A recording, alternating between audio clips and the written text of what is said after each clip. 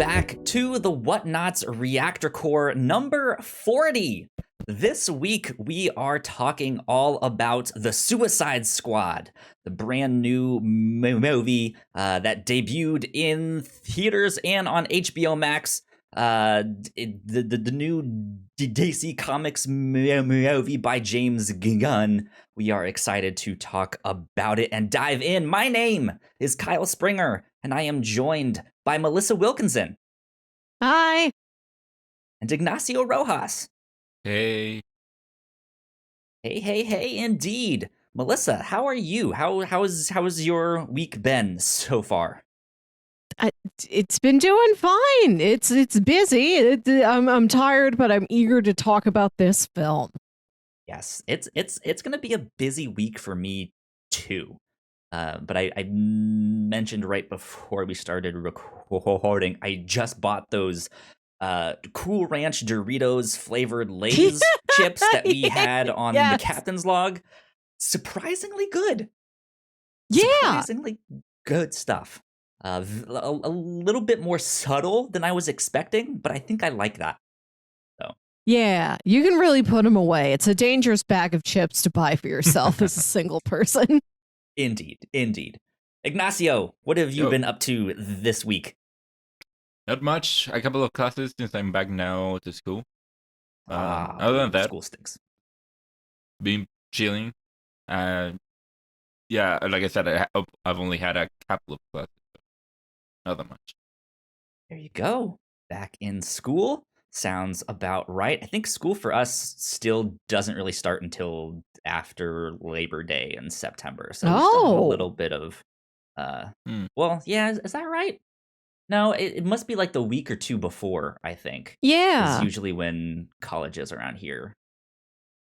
I don't know. I work for the university, but not in like a teaching capacity or like student facing. So I never know what the students are up to. Oh well. I am back. I was on vacation for a couple weeks. I was not on the captain's log or the review show, all that stuff, until this past weekend. I still have not made it on to crossplay yet because Gino didn't want me on the show. So I'm gonna have some words with him next time I see him.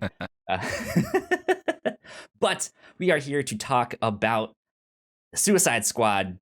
So here's a couple facts, some facts for you. Domestically, this movie made just above 26 million in its opening weekend. Internationally, it made just above 45 million. Which only brings it box office, right? Yes, this is only box office stuff. And that means worldwide it made about 71.4 million worldwide. And yeah, I'm not sure exactly how the HBO Max thing works, as if they are paying for these movies to be on, because we know that Warner Brothers is releasing their entire slate of movies this year on. It isn't a Disney Plus deal where for Disney Plus for Black Widow you had to pay extra. It isn't like that. This you don't. So yeah, it's interesting. I'm assuming there was some money exchanging hands somewhere along the way. But it is HBO, so kind of unclear. It is HBO still. No, but it is Warner. So there doesn't have to be any money exchange. It is all what. Yeah. Indeed, but I guess I'm thinking more of like the revenue that they make from subscriptions is like a part of that going towards the like making the movie or the something. Depends on how they count them. Yeah. Exactly. So yeah, it hasn't done terribly well in terms of box office stuff.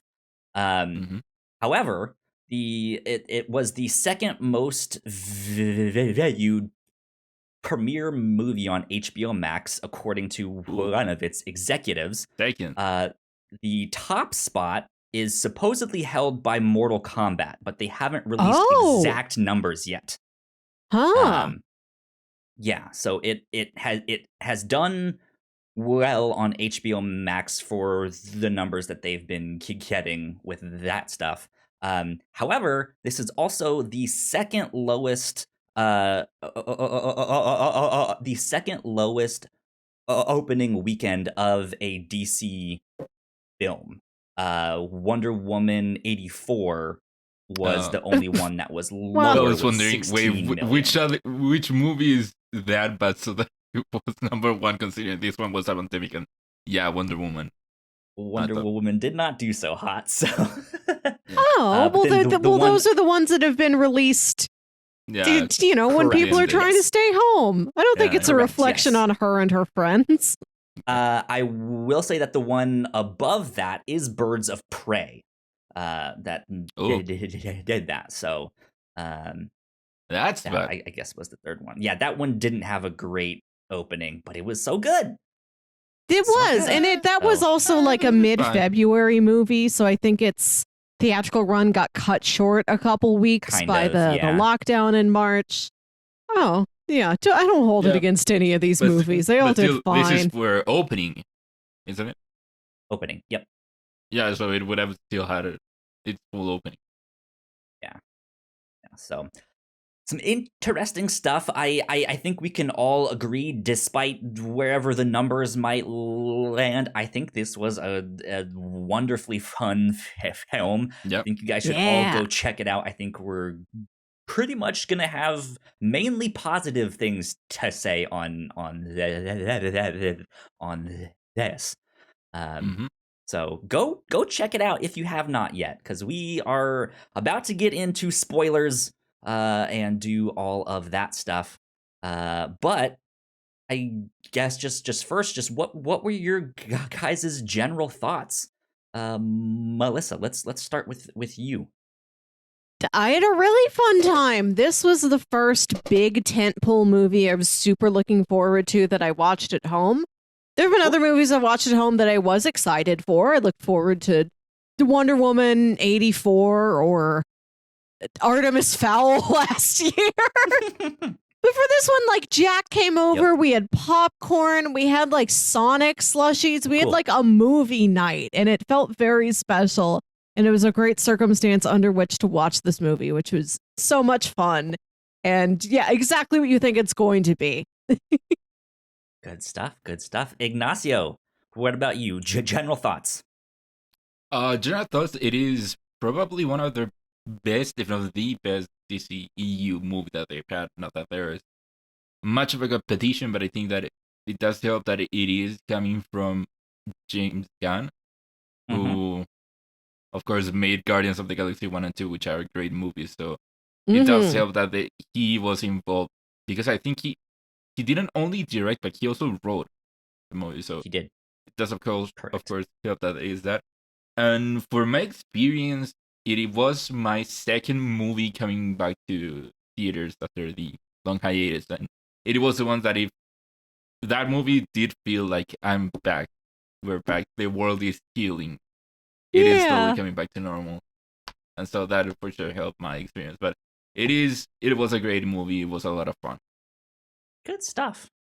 Yeah, I watched this at home in the comfort of my own bed. I had a blast watching this. I think I agree with you, Ignacio, that this has to be their best, if not like right up there at the top. And I think I would put Birds of Prey like just slightly below it. Wow. Yeah. Like I really, really enjoyed Birds of Prey. That was a lot of fun. It was a fine movie. But I still think that this one is way better. It is. They're both really good. But this is absolutely a huge improvement from the first one, probably which I like to call Hot Topic the movie. Which that was an experience to go see in theaters for sure. But yeah, I adored this. I laughed. I thought this was a lot of fun. It was just as violent and gory as I was expecting and wanting it to be. Though I do have to say, I kind of was expecting more people to die. More? Oh. Yes. Yeah. You wanted more? I wanted more death. We did get a lot, but I wanted more.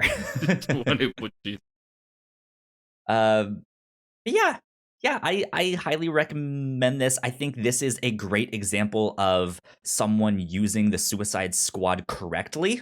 That is probably one of my biggest pet peeves about the first movie, as well as some of the comics, is that it's not necessarily difficult to write them, but they do have to be used for a very specific purpose.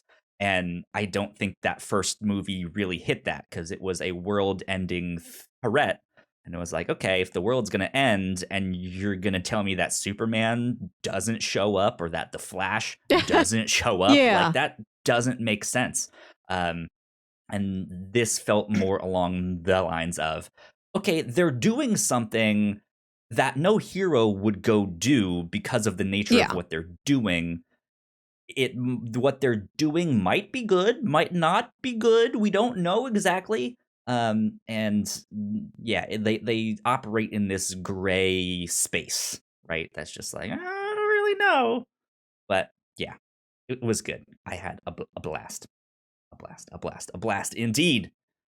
So here's what's gonna happen.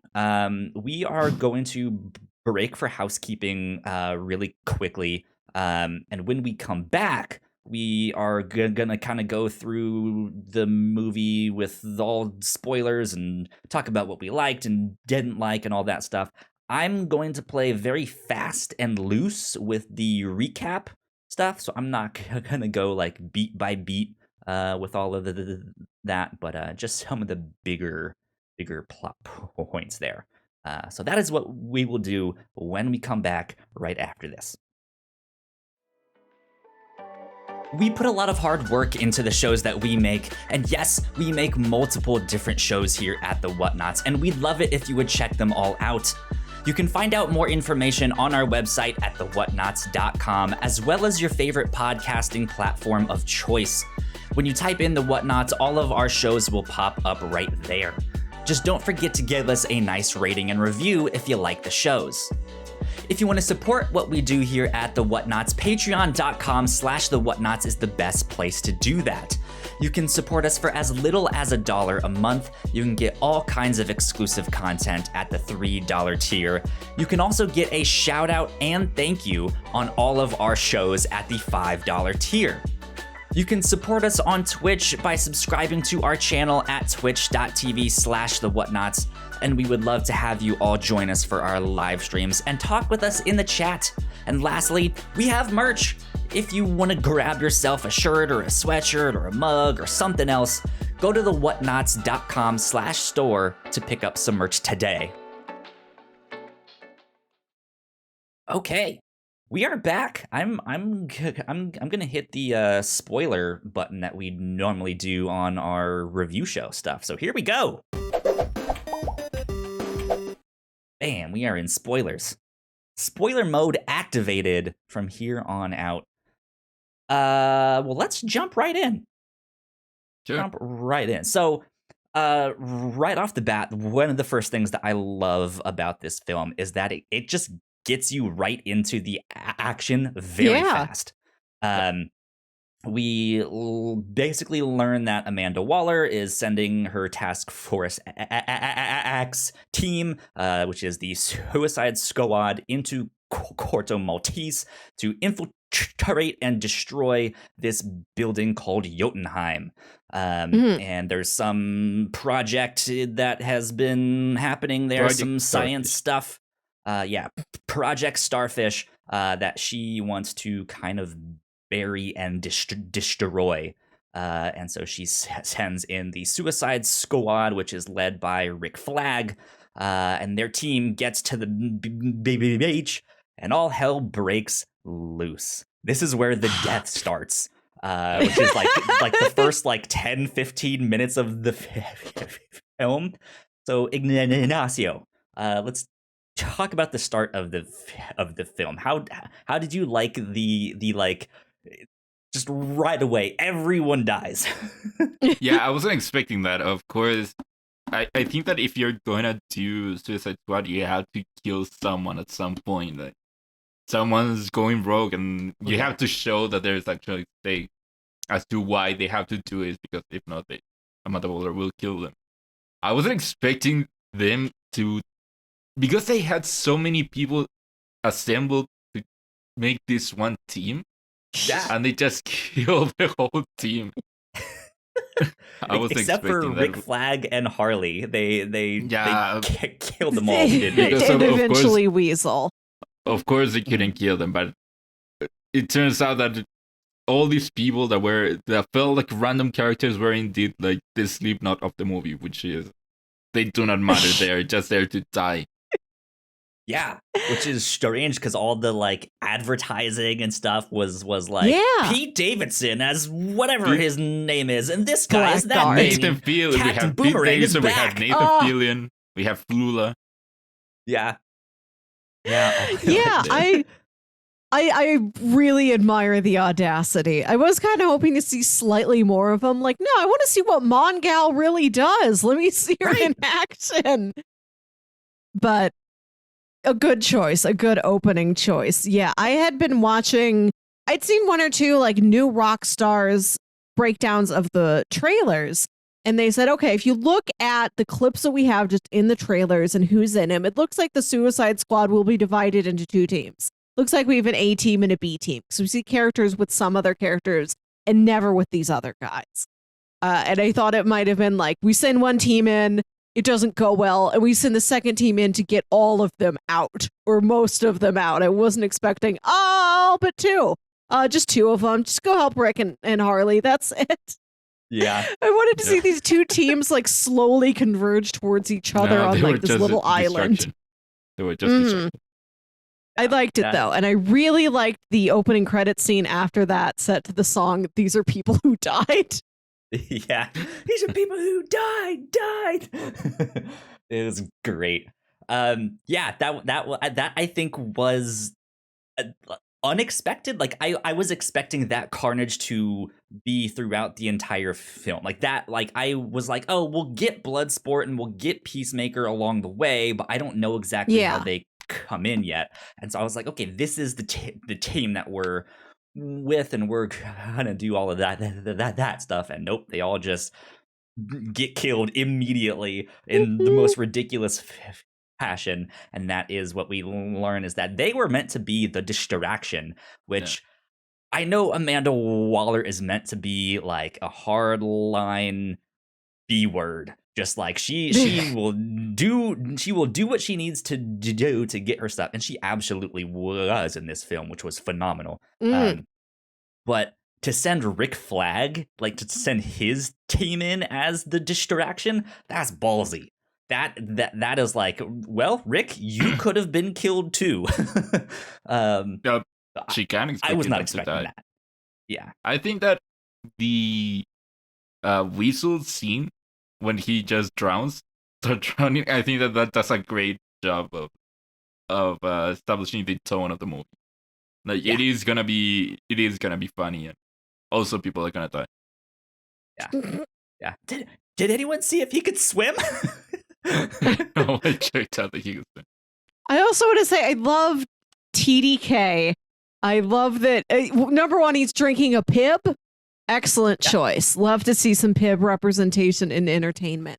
I like that his arms just pop off like he's a plastic toy, and they just sort of float over to those enemy guys and just sort of slap at him. His arms come off, but that's as cool as it gets. Besides the fact that they're away from his body, the arms are not cool. What's his name? The detachable punches. The detachable kid. One of my favorite jokes of the movie was with TDK. I think it was him and Pete Davidson. He keeps asking for, "Oh, what's your name, TDK?" That's not a name. That's just letter. Every name is just letters. Yeah. I love when Blackguard looks over at Weasel and says completely legitimately, "Yo, is this a dog?" I don't know. I haven't seen every dog. Right? It's great. Yeah, like it's moments like that when they died, I was just like, I kind of wanted to see more of them. Like Yeah. I didn't necessarily like fall in love with those characters, but it Yes. was so abrupt that I was just like, oh, like I don't get anything with these gay guys. They're just gone. I don't know. I think that they were just used the right amount of time, because I feel like his character and TDK and Flula, I think that those were perfect for just a couple of moments, and that's it. I don't think that they were interesting enough to keep going with them and seeing more of them. Yeah. At the end of the day, I think they made the right move. And also, I wasn't expecting them to kill Michael Rooker, his character. Yeah. Because they kind of make a point of showing him. The movie starts with him. So I wasn't expecting for them to actually kill him. So once we learn that Rick Flag's team is the Diversion, we kind of go back in time and we get introduced to Bloodsport and Peacemaker. And this is where I think Amanda Waller really shines in this scene, like the introduction with them. Because Amanda Waller does like to get her way and blackmail her way into getting people on the team. But usually she does that by just implanting the bomb in their head. Like, hey, if you want to get out of here quicker, you can go do this mission, and if you survive, we'll let you out. And Bloodsport, who is played by Idris Elba, who they just announced is playing Knuckles in Sonic 2. That's a choice. Ben Schwartz and Idris Elba, the classic two-hander combination. Yeah, exactly. He wants nothing to do with the team. He's just like, nope, I don't want this. And Amanda Waller kind of blackmails him by being like, look, I can get to your kid, and I will threaten, if not just kill your kid, if you don't do this thing. And yeah, that was an intense scene. Another good scene, him and his daughter. Like because he is, it kind of feels like he was kind of like meant to replace Will Smith and Deadshot. And so I think that with that notion coming in before, I think that scene with him and his daughter does such a great job of differentiating them, because Deadshot's whole thing was that he cared for his daughter and he's doing it for his daughter. But then you have the end, it was so sweet. Scene. Yeah. At the end, he eventually does that too, because he's not that bad of a parent. But that scene with them, and you hear the daughter comes clean and that she stole something, and he is just mad that she got caught, and that it was because of a watch. And what does it do? Yeah. You can watch TV. You can do that with your phone. It does more things like that. Yeah, I mean, it's an interesting scene too, because everyone really likes Idris Elba as an actor, and to see him be in a scene where just immediately you're just like, this guy's a dick, like this guy's an awful father, is again kind of a bold move, where he is pissed at his daughter for some stupid little small thing, and or at least for the wrong thing that he should be pissed off at her for. But like, it's interesting that like this is one of the first major scenes we see him in, and he's just like, we're just like, oh, this guy's not a good guy. So There you go. But Amanda Waller ends up describing Bloodsport in a very specific way. He was raised by his father, who was a soldier, and they taught him to do this, that, and the other. And then when she finally has Bloodsport on the team and is like, okay, let's go get Peacemaker, she describes Peacemaker in the exact same way. He was raised by his father, who was in the military, who did X, Y, and Z, and and that was a very good joke that they had there. What did you guys think of the kind of rivalry between Bloodsport and Peacemaker? You guys have thoughts on how they played out? I liked it. I liked that Peacemaker's goal was to maintain peace no matter what the cost is. Like, not even necessarily justice, just like, I am here to keep the world at large calm.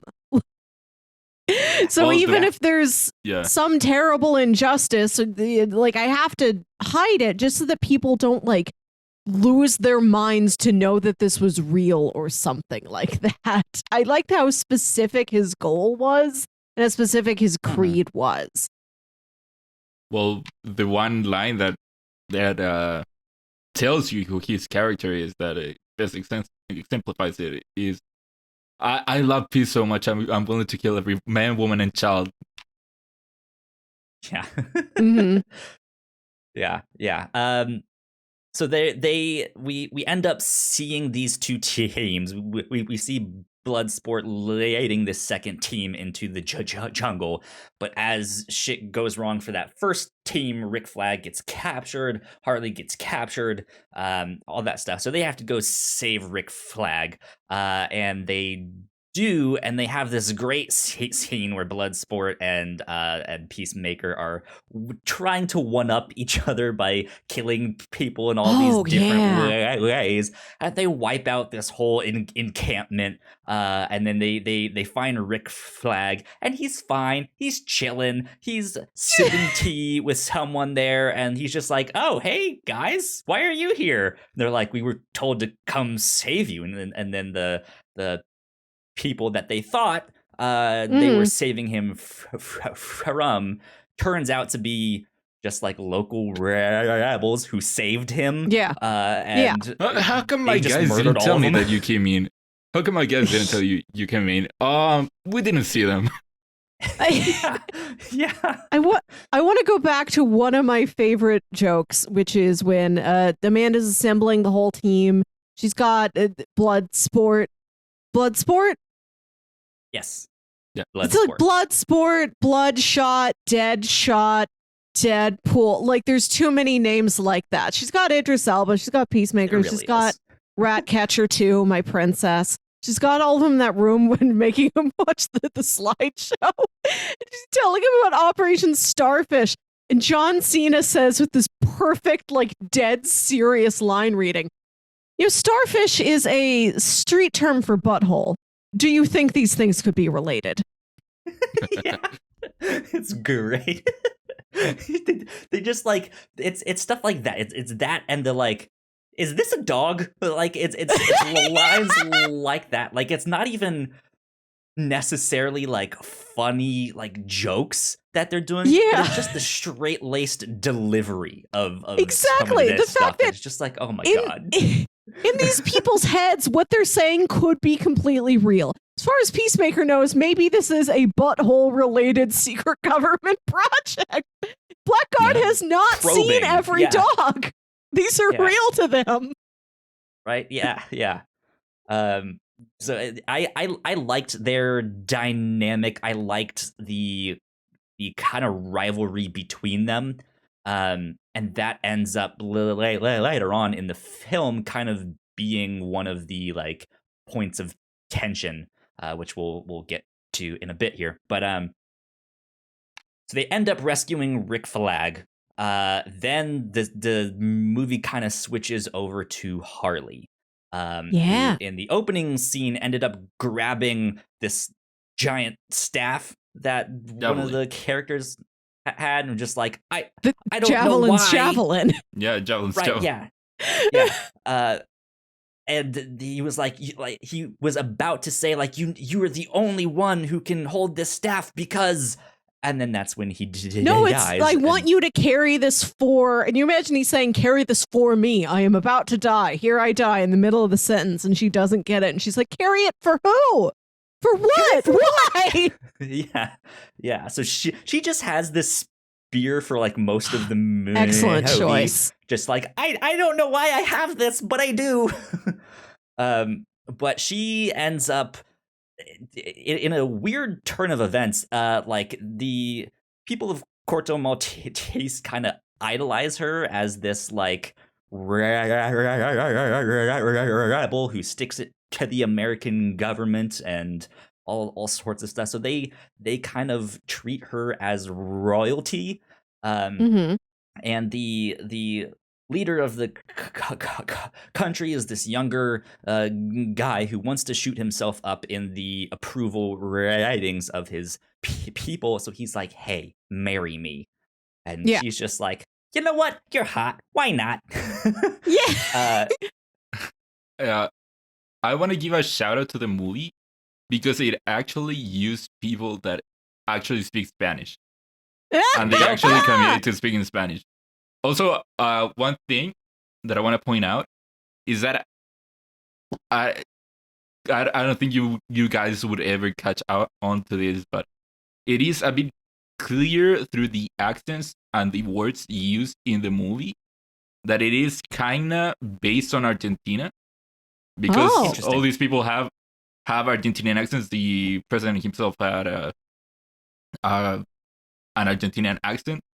It's that the officers use Argentinian kind of words, and also it is the one detail where they said that the Nazis built that thing because they were fled. They fled from World War II. That's something that happened in Argentina. Nazis fled to Argentina. So shout out to that. So that then community, it is kind of like Argentina. Even though one of the things that did bother me is that they said, where did they say that it was located? The island? Corto Maltese. I don't think it's where it's located. Where it's located. Set like an island just off of South America. I don't remember which South America's side big, though. Off the coast of South America. South America has both oceans. It off the has coast two. of South America doesn't say anything. No, that's one of my small nitpicks. But I don't know. Maybe it was like something that like flip flop back and forth around in like DC Comics history, because this is apparently a pre-existing place in DC Comics. Like it's brought up in like the 1989 Batman movie. Also, geographically, the both the buildings and the actual trees and whatever, I forgot the word. All that isn't Argentina at all. It is more of a Central America. It is more of an amalgamation. Yeah, because Corto Maltese is a fictional place where in the comics is maybe closer to Cuba in terms of like what you would think the place is. Like geographically, it was more like Cuban, and also diversity of people diversity was more of a around there. Yeah, so interesting stuff with that. Thanks for pointing that stuff out. Yeah, very valuable perspective. I'm looking at a map of South America. Argentina's way bigger than I thought it was. Carry on. I know Brazil is very large and Chile's real long and skinny, but I didn't know what any of the other ones were shaped like. There's a lot of Argentina. Yep. There is.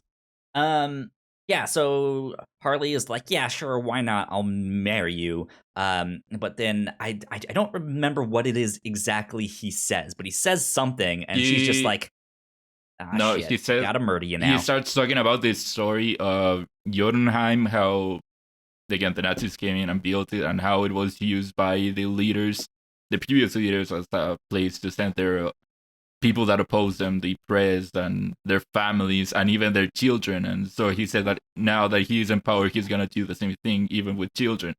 And that's the one thing that she shoots him and says, hey, since my last breakup, I told myself that I had to be on the lookout for red flags. And killing kids, I'm pretty sure it is a red flag. Yeah. Good for her. Good for her. And then and I know you say, Carly, why would you shoot me? And I would say, why are you yelling at me? Yeah, and our code is not just in the room. Yeah, it's not just if I see a red flag, I'm out. It's like, well, you have to die. Like that's how big her red flags are. They are worth death. Yeah. So he gets murdered. She goes on. Well, she tries to go on the run, but she then gets captured again. And then we get a scene basically the next day where Harley is being tortured. There's a neat scene where the torturer guy is responding to someone in text who's like, "Hey, what are you doing?" And he replies in all emojis. That's like, we have a woman. We're electrocuting her, and it brings me joy. Like it's like smiley faces and lightning bolts and stuff like that. It's wild. But Harley escapes. What did you guys think of her escape scene?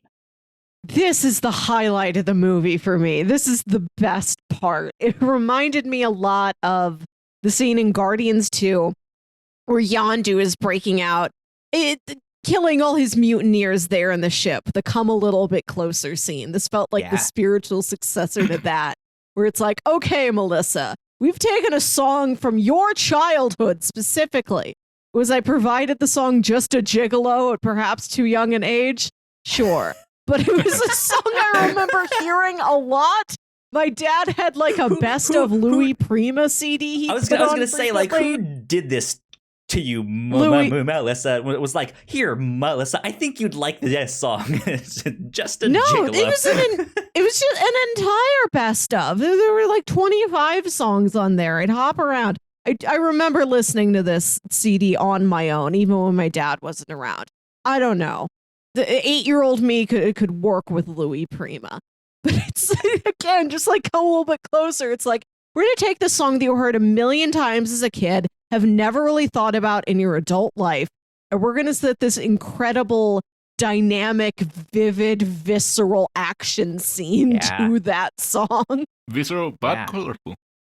Yeah. I like that when she's in the zone, she starts seeing like all these flowers and like little cartoon birds flying around her. It felt a lot like Birds of Prey. I think that was a very neat way to tie these two movies together with like that continuity of character while still having both films feel completely different with like completely different styles and objectives. And I love that later when she gets out of there, one of the doors is open and you can still see inside to that mansion. And the cartoon flowers are like still flying around. It exists, but it's not in her eyesight, which is a very interesting touch. I kind of read that scene not at first, but just the like now that I've thought about it, because it's the one scene in this that is so entirely different that it stands out of just like, oh, they put all these hand-drawn flowers and birds and stuff on there, and it's bright and it's colorful, all that stuff. I'm wondering if that's actually how that fight went down. Like, sure, she beat them all up and did all that stuff, but like, is this something that she sees in her head? Is this how she sees it? Like how she sees that fight scene in her head when in reality it was maybe she's not as good with that staff or did not do that like running wall kick thing. Yeah. She still beat them up, but like might not be the same thing. So I thought there might be some neat like playing with reality there. I thought that was neat. And if we get to see Harley Quinn more down the road, I think that'd be a neat way to play with the like whimsical nature of her character. And stuff like that. So would be fun to see more of down the road. Do all of that stuff. Let's go back a bit, because while Harley is escaping and all of that stuff, we are kind of introduced to some more of the team, namely Ratcatcher. Melissa. Ratcatcher. Yes, Ratcatcher 2. Who would have thought? Another joke that I love. What, you couldn't afford Ratcatcher 1? Yeah. Who would have thought that the emotional core of this movie would be a character named Ratcatcher 2? She's wonderful. Did not expect it. She's so sweet. I love that she's so much younger than everybody else on the team, and she's just like this young lady who just likes to sleep.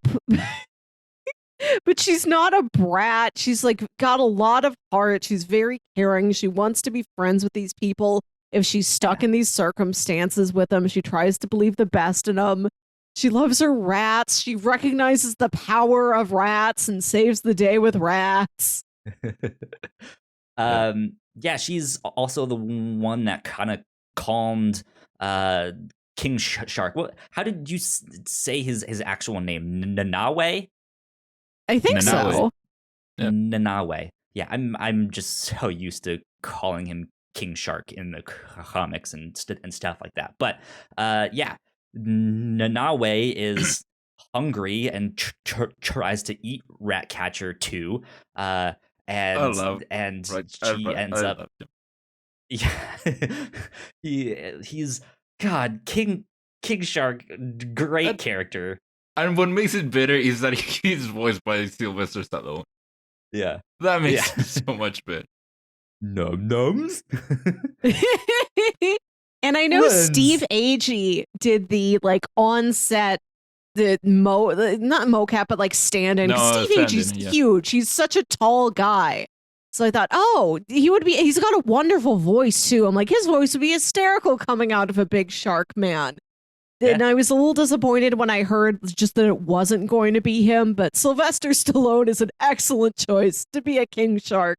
He turns in a great performance. Yeah. For those of you who don't know, the actor that did the stand-in performance for him is the guy that is on Amanda's team that is like behind the computers and stuff like that. The like big guy. That was him. So yeah, I really enjoyed Ratcatcher 2. I almost didn't recognize Taika Waititi until later on in the film there. I loved the whole moment with him in the hair of like, hey, like no one likes these rats and yet they still have a purpose. And if they have that, then so do we. And it's like, this is this little heartwarming moment, you know? It's so sweet. And I love that is when it comes in. I think this movie is edited together very well for as many different little character journeys and time periods it goes to. The fact that scene is saved for the very end when she's calling upon all the rats is an excellent choice. Who would have thought that the most emotional scene would have been them with rats, talking about rats?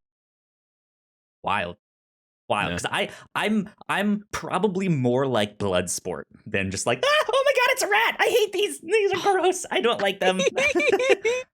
I gotta show this movie to my roommate. She doesn't care about DC at all, but she's had several pet mice. And I feel like she would appreciate seeing a fellow like rodent girl representing her up on screen. Exactly. Also, since we are in that scene, another one of my favorite jokes of the movie, of course, when they all get woken up with King Shark about to eat Ratcatcher and they corner him. Of course, Peacemaker John Cena had to be only in his underwear. Yeah, and so Bloodsport calls it out and said, "You're only on the whitey tighties," and Peacemaker says, "Whoa, that's racist." Such a dumb movie. I love it. It's great. We had to talk about Polka Dot Man. Yeah, there you go, Polka Dot Man. What a star! What great inclusion. Poor sad star. I think this was my favorite character of the whole bunch. Yeah. It was just God. The whole thing is like he's quiet. He it doesn't say much, and so when Bloodsport and Peacemaker are saying stupid stuff and measuring dicks and all that stuff, they like Ratcatcher kind of looks to him and I think says something, and he's like, "No, I'm the crazy one. I thought you like, were the crazy one." I am. He's like, I am the crazy one.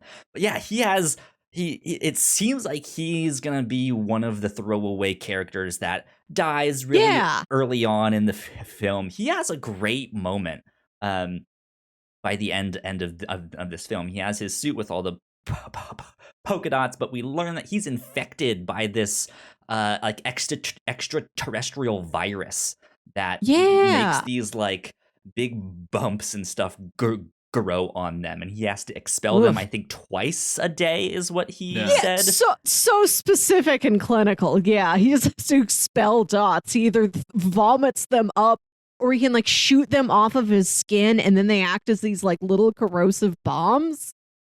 Basically, yeah. And he's apparently killed a bunch of people because they ask him about like killing, and he's like, it's not that difficult when I just imagine that everyone is my mom. And this, I think, was like my favorite joke of the whole film. Because that line where he mentions that, it's not throwaway, but it's one of those things where it's like, okay, yeah, that's a horrific thing. I guess that's why you're in jail. Yeah, you have a problem indeed. But then when we see him killing people, we see stand-ins of his mom just there, and it is great. When the team calls him out and he tells them, "Oh, I see my mom everywhere," they just show everyone as his mom. Yeah, King Shark is his mom. Rick Flag is his mom, so it's Rick Flag with this like 65-year-old woman's head and like big hips. It's great. I love it. It was hilarious. But yeah, so that's basically the rest of the team. They go and try and rescue Harley, but she escapes on her own. They finally make it to Jotunheim. The team splits up. One goes down below. Oh, I guess before we get there, I should mention, to help get them into Jotunheim, they have to rendezvous with the main scientist, who is known as the Thinker, played by Peter Capaldi. They kidnap him. They Doctor try Who, to. right? He was, I believe. Was that Doctor Who, right? Yeah. And they kidnap him at this nightclub that's there. They have some great scenes there at the nightclub where Polka Dot Man is dancing there with all his mom around him. There, it was wild. They're all disguised, and King Shark is like, "I'll wear a disguise too." And they were like, "What do you think you're going to wear where they won't notice you?" He's like, "Fake mustache." Yeah, when everyone's having fun and they just got to him and he's so endearing. He's so pure. Yeah, like there's a sweetness to him, even when you know he is also a bloodthirsty monster. And the scene where he gets to that aquarium where it's all these other fish, and he this is the first other sentient sea life that he's encountered. He bonds with these fish. He's playing a little game with them, and then of course they break out the glass. And they suck on it. You know, they pierce him. They're painful little sucker fish. But for a moment, it was very sweet. Yeah. But yeah, so the scientist helps them get into Jotunheim. They split into two teams. One goes up and starts planting bombs and stuff to bring the whole place down. One team goes below to destroy all the hard drives and stuff of Project Starfish. But once that team gets down below, they finally understand what Project Starfish is. It is Starro, It is this giant starfish-like creature that the U.S. astronauts found in space. They brought him in. They kidnapped him, started experimenting on him. But what we learn is that, of course, the United States government did not want those experiments and all that stuff happening within the United States, because Starro has the power to like create smaller versions of himself, and those things will attach to your face, and he has the power of mind control. They just shoot out of like his armpits. It's unnerving.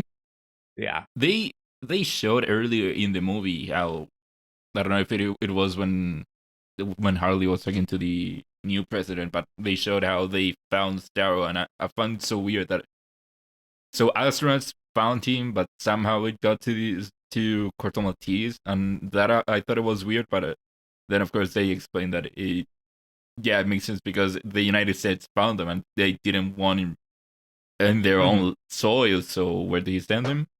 Third world country. Yep. Someplace that might be a little shady to a lot of people.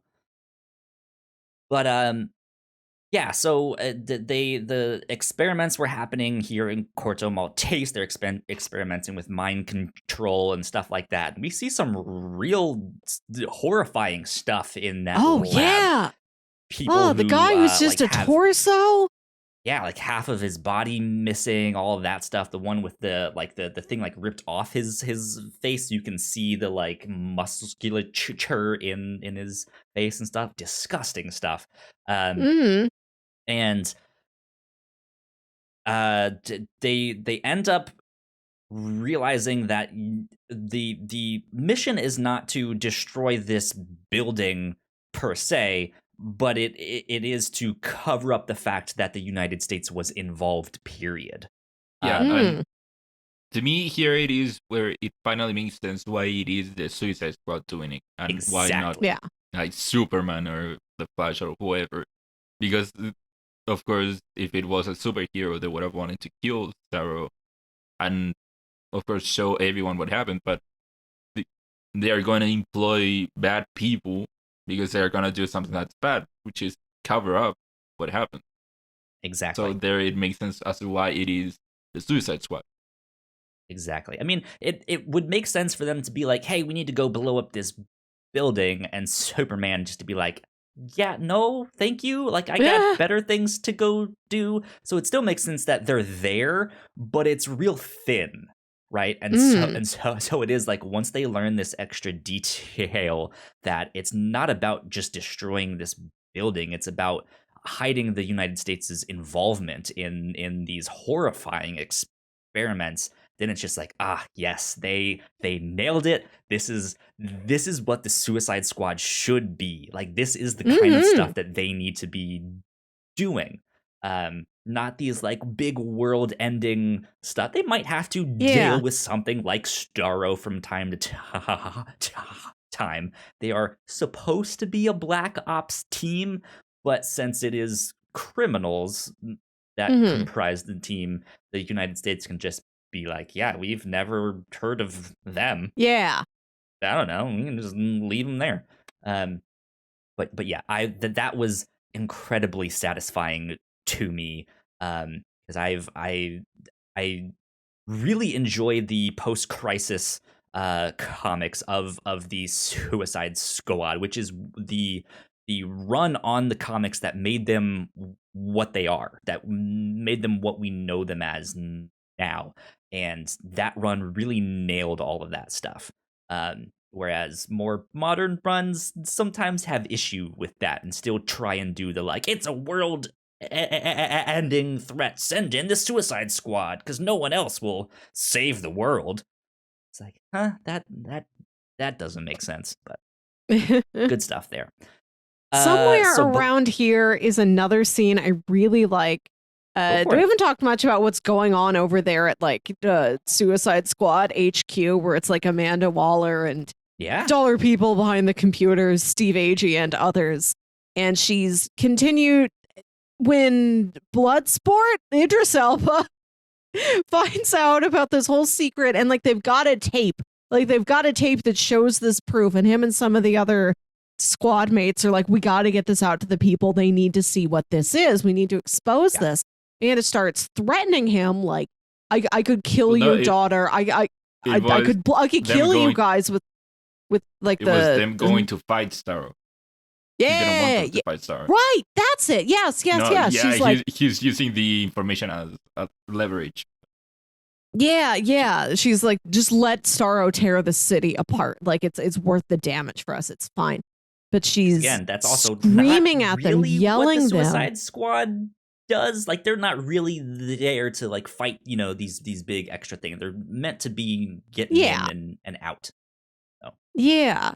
She's screaming at them and threatening them. She's got the briefcase opens with the buttons that could kill any of them. And earlier in the movie, we'd cut away and she's like practicing her golf swing because she's supposed to go play golf with some senator or something like later that week. And she's screaming at the Suicide Squad, and then just one of these other people behind a computer desk in this operating facility just picks up the club and smacks her with it, just knocks her unconscious. Like, we can't deal with her anymore. We don't trust the decisions she's making. We want this in our own hands. Like, we're on the Suicide Squad's side with this. Yeah. Which Amanda Waller is absolutely someone you do not mess with. They're this. Yeah, I thought that was comics. So I thought that was tremendous. That like just one of those techies in this HQ facility with her had the audacity to be like, I am taking Amanda Waller out. I don't care what the consequences are. We'll deal with that later. Yeah, I gotta say that I didn't like Waller in this scene because she is losing control. I didn't like her. Just, turn the fuck around, how you fucking? I'm gonna fucking kill you. Do it. You listen to me. No, I didn't like her. To me, she should be more of a calm. The one reason why I liked it is because it shows how much she wants to be in control of all of this stuff, but oftentimes really isn't. And like it just like these guys can kind of go off and do what they want. All she has to do is hit the button to explode them, but like that's all she has. She has that button and that's it. Which is kind of flimsy. If something goes wrong or if something is jamming the signal or if she gets knocked out or there's all sorts of stuff. So I liked that they showed that, but yeah, you're right, Ignacio. Like I normally do picture her as this like much more calm, like I know something you don't know, and like I'm not showing you all of my cards, type of character. But I just to me, I thought that the scene worked. So, but yeah, the squad has the proof. They're wanting to show it to the world and get out of there. And this is kind of where the tension between Bloodsport and Peacemaker comes to a head. Because Peacemaker ends up murdering Rick Flag. Oh, yeah. Which I was not expecting Rick Flag to die, so we did get that. But yeah, that what like I have to say, man, if the HBO Max Peacemaker show was not being like I don't remember if he's writing them all or only directing them or something, but James Gunn is somehow also attached to that. I think he's partly directing. He is directing some episodes, I think. Right, yeah. If he wasn't attached to that, I don't really know if I'd be interested because I don't like him. I don't like Peacemaker. He is a villain, I think is a reductive term, but like that is what he is. He's just not likable. And you're telling me you're going to make a whole show that focuses on him? No thanks. I don't know. I don't know. All I'll say is that I love John Cena's Peacemaker. Yeah, he's a great actor, entertaining to watch. For sure. It's an excellent performance. He's not a great guy. Like I said, I kind of appreciate that he does have a code. He's not completely out for himself. Like, he's got some sort of benefit to the people that he holds himself to, even if it is like very limited in scope, very narrow-minded. He's very destructive when he wants to attain that. He's got something in him that wants to do something for somebody. Beyond like the cost to himself. You know, he's not like these other members of the Suicide Squad who are there exclusively because they're being threatened. I was surprised when he died because I thought because I knew there was going to be a show, and then I thought, oh, okay, I guess it's a prequel, and then we do get the skipping ahead, but we get the post-credits scene where he is alive, and I'm like, okay, it'll be a continuation of where he is now in this movie. That'll be interesting to see what the heck this character does after what's happened to him.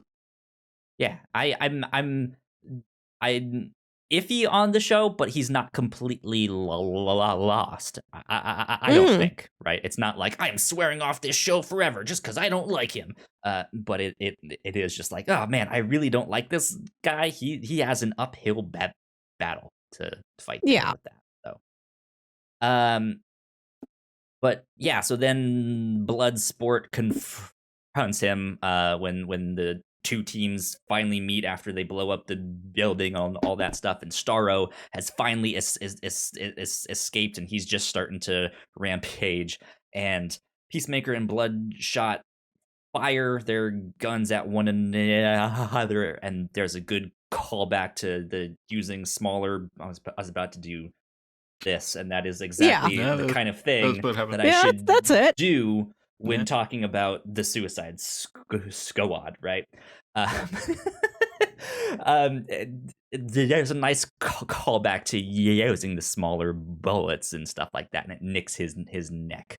And then that's when the rest of the team goes out to fight Starro. That's when Amanda Waller's like, no, you don't, blah, blah, blah, blah, turn around right now. It's hit, all that stuff. And then they fight Starro. Starro has been unleashing all of these smaller starfish that has been mind controlling a bunch of people. He gets basically all the military, all the local civilians, all of that stuff. And there are these almost zombie-like not creatures, but in the sense that it seems like it like knocks them out and knocks them unconscious for a while, and then they raise back up once it's all finally set in, and Starro can speak through them.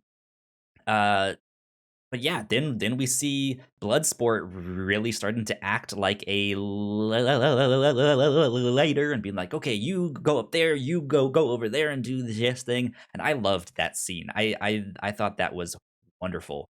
And then, man, I have to say, Polka Dot Man's scene here was great.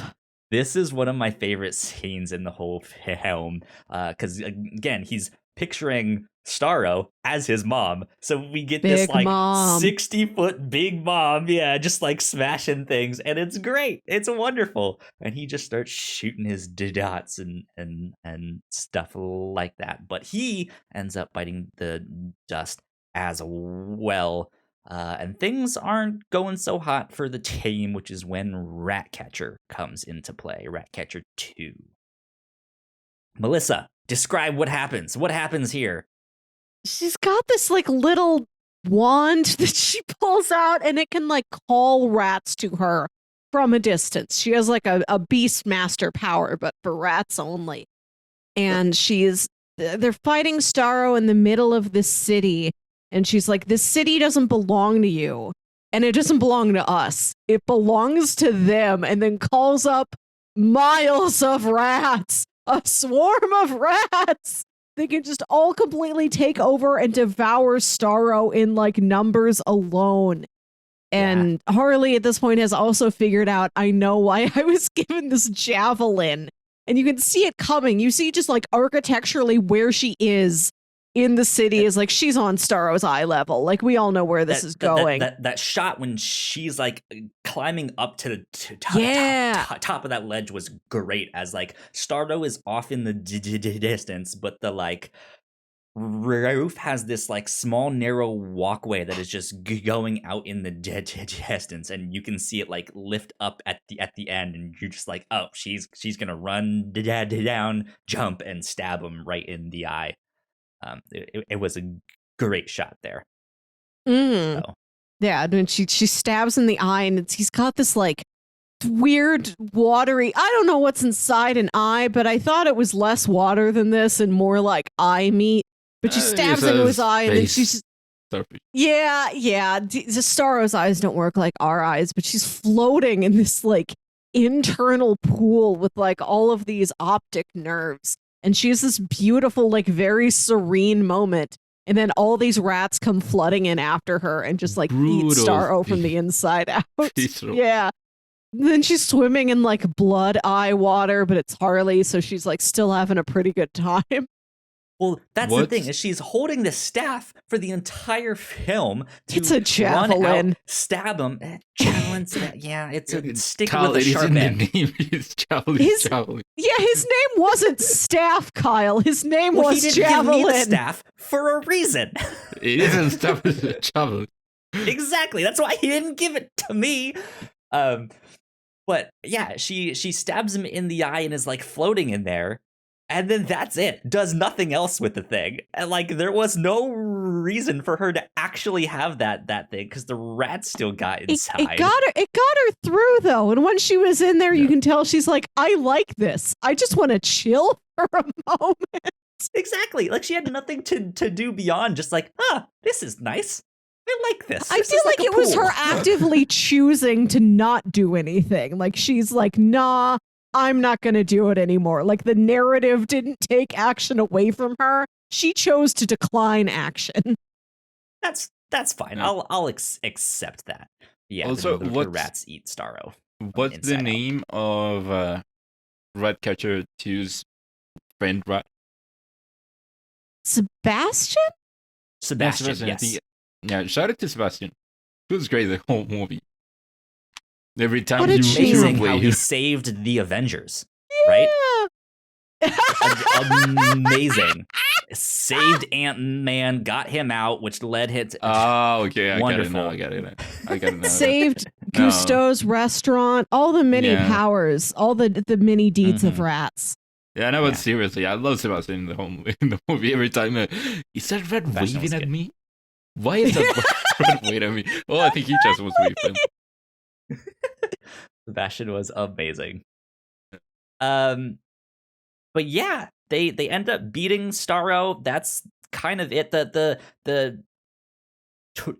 Not a twist, but Starro has one final line, which just kind of reminds you that the whole thing is a tragedy. That Starro speaks through one of the mind-controlled people and is like, "I was happy, just floating out in the stars. Like I'm a victim here." And you're just like, "Oh yeah, you're right. Like this sucks for you. Like you just got murdered on Earth for nothing, for existing." So yeah, that was a little gut punch there at the end, which I thought was a nice touch. Yes, I do have to go back to the polka dot man death scene there, because again, that's one of my favorite scenes. Him screaming out like, "I'm a superhero!" I didn't like that. I didn't like that. Because it was when it was so obvious because of the shot and him screaming, "I'm a hero here." I'm like, he's gonna die. He's gonna die right now. Yeah. Sure. Yeah. It was very telegraphed. I agree with you on that, but I think that is kind of more of an inside joke, because he's in a lot of the DC Comics movies, and he often plays a bad guy or just like someone who's like a henchman or stuff. And yeah, he's in a lot of these, but he's not really played like a big name character. So for him to then be in this and have that moment where he's just like, "I'm a superhero," it's like, okay, sure, if you did like that. Cool, good for you, dude. But yeah, that kind of wraps up the main film, though.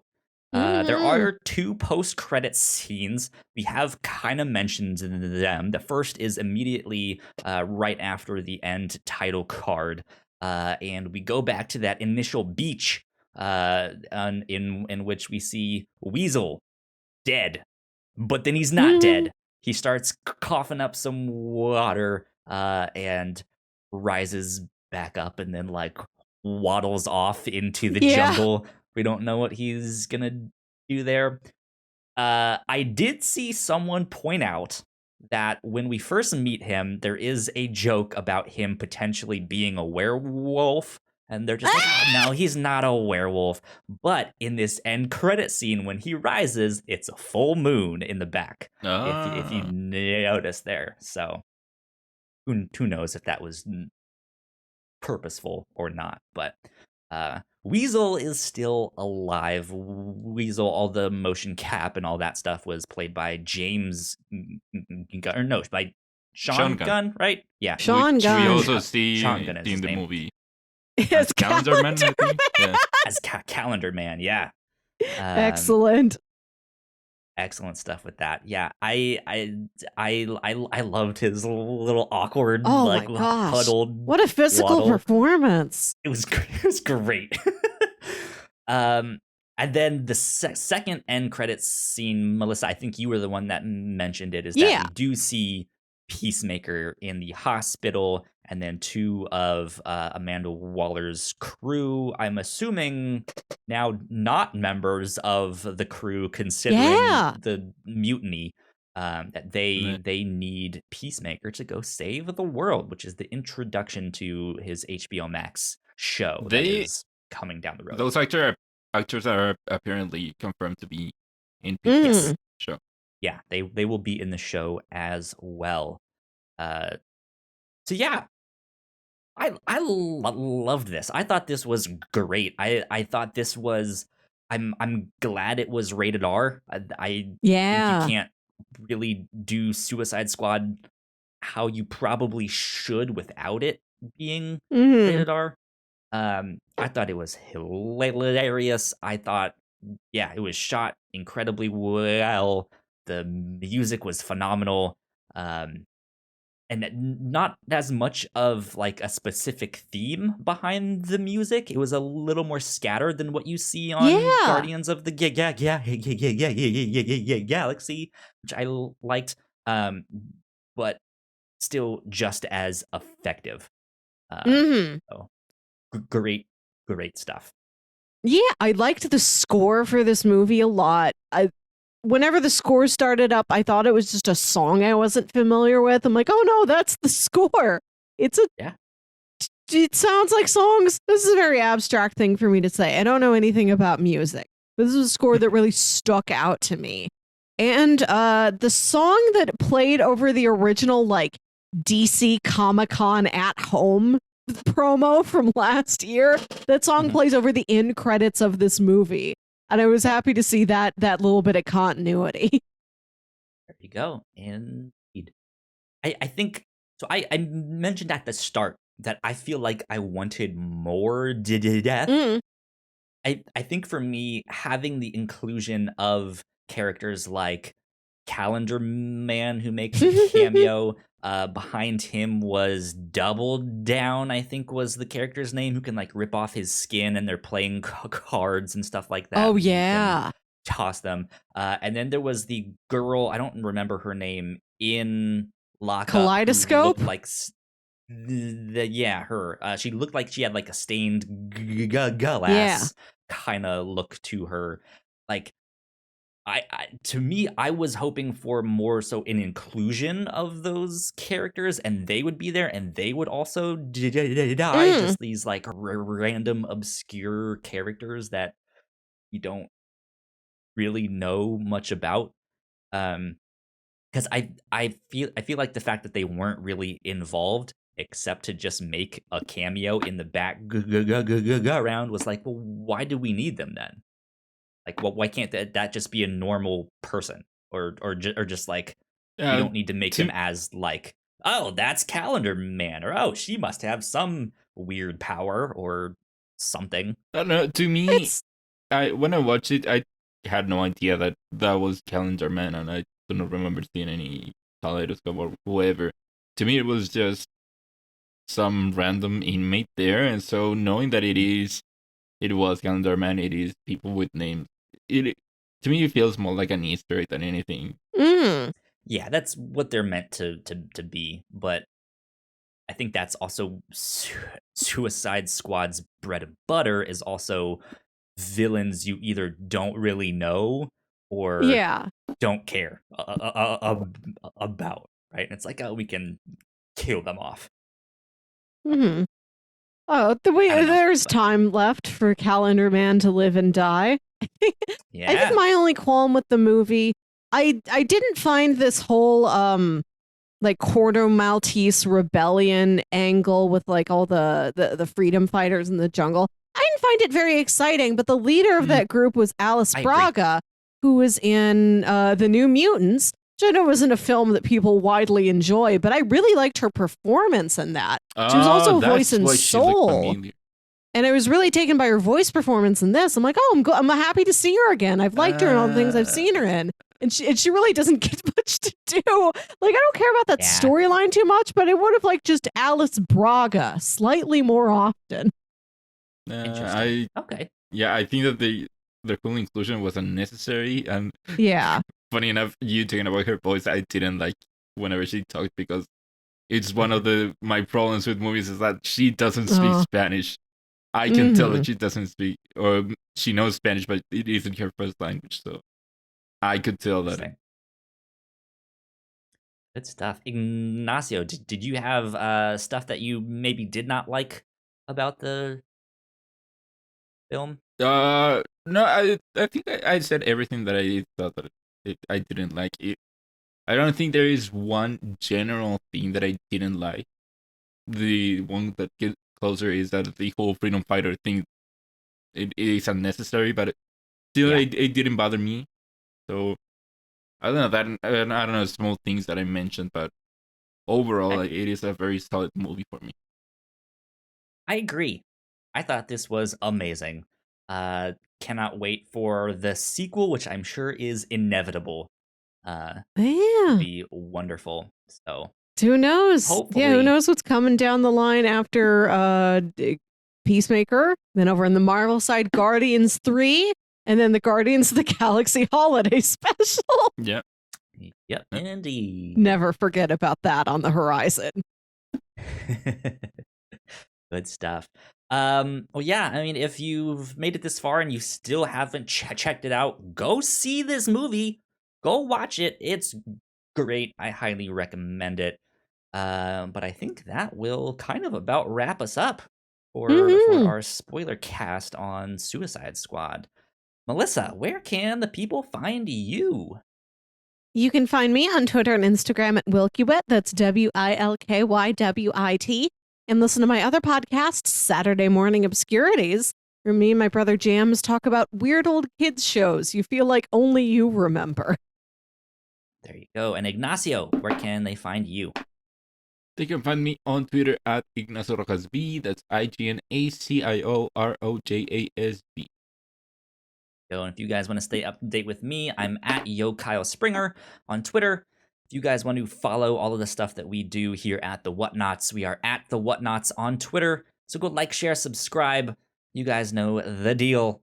Go do all of that stuff. But that wraps us up for episode 40 of the Reactor Core. We will be back very soon. Tomorrow, Marvel's What If debuts. So we are going to be recording a reaction to all of that stuff. And we will be doing that every Wednesday that it comes out. So be on the lookout for all of that stuff.